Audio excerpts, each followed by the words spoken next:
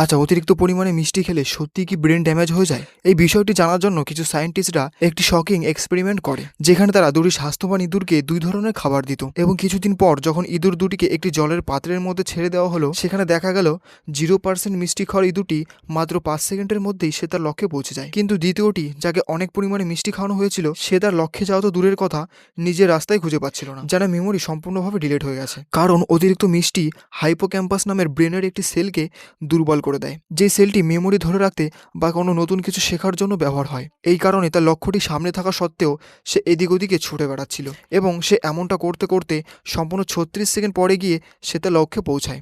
এরপর আপনি জানলে অবাক হয়ে যাবেন যে সবচেয়ে বেশি মিষ্টি কনজিউম করা দেশ হলো আমাদের এই ভারত, যা টোটাল সুগার কনজিউমের মধ্যে নাম্বার 1-এ আসে। সেই কারণেই প্রত্যেকেই আজ থেকে সুগারের থেকে নিজেকে কন্ট্রোলে রাখুন, নাহলে আপনার ব্রেনও আস্তে আস্তে সে তার লক্ষ্য ভুলতে শুরু করবে।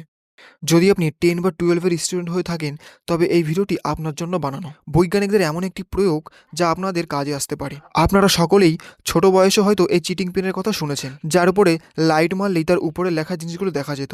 তো এইটিকে আপনি নিজেই বাড়িতে বসে খুব সহজেই বানাতে পারবেন, যেখানে আপনার একটি হাইলাইটার এবং একটি লেবুর প্রয়োজন পড়বে। তো সবার প্রথমে এই হাইলাইট থেকে রঙের শীষটি আলাদা করে নিতে হবে। তারপর এর থেকে রঙটিকে বের করার জন্য জলের কিছু ফোঁটা এর উপরে ফেলতে হবে, যাতে এই রঙটি নিচে পড়ে জমা হয়ে যায়। তারপর এটিকে অদৃশ্য করার জন্য এর মধ্যে লেবুর রস মিশাতে হবে, যেখানে এই রঙটি লেবুর রসের সঙ্গে প্রতিক্রিয়া করে কোনো নির্দিষ্ট কালার ছাড়াই একটি রং তৈরি হয়ে যাবে, যেটার সাহায্যে আপনি পেপারের উপর যে কোনো কিছু লিখতে পারবেন। তবে সেটি খালি চোখে দেখা যাবে না, কারণ এটিকে দেখার জন্য এর উপরে সোডিয়াম কার্বনেটের সলিউশন লাগবে, যার থেকেই এটিকে সম্পূর্ণভাবে দেখা যাবে। এবং যদি আপনি এমন তথ্যে আগ্রহী হয়ে থাকেন, অবশ্যই আমাদের সঙ্গে যুক্ত হবেন।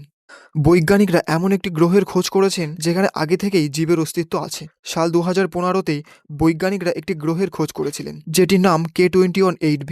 বৈজ্ঞানিকদের মন্তব্য যে এই গ্রহতে আগে থেকেই কোনো না কোনো রূপে জীবের অস্তিত্ব আছে, কারণ তারা কিছু প্রমাণও পায়। পৃথিবী থেকে 104 প্রকাশ দূরে অবস্থিত এই K21-8b গ্রহটি সূর্যকেও নাকি পরিক্রমণ করে, এমনকি এটি সূর্যের হ্যাবিটেল জোনের মধ্যেও পড়ে। সেখানকার 1 বছর আমাদের এখানের 33 বছরের সমান, এবং এটি পৃথিবী থেকে 9 গুণ বড়। এই কারণে এটিকে সুপার আর্থও বলা হয়। সেখানকার বায়ুমণ্ডলে হাইড্রোজেনের অস্তিত্ব আছে, মানে সেখানে মানুষের বেঁচে থাকাও সম্ভব। এমনকি সেখানে পৃথিবীর মতন এমন মহাসাগর ও বরফে ঢাকা পাহাড়ও আছে। এই গ্রহটি এতগুলি বৈশিষ্ট্য থাকার কারণে বৈজ্ঞানিকরা এটিকে আমাদের দ্বিতীয় ঘর বলে মনে করে। এমন আরও আকর্ষণীয় তথ্যের জন্য অবশ্যই আমাদের সঙ্গে থাকবেন।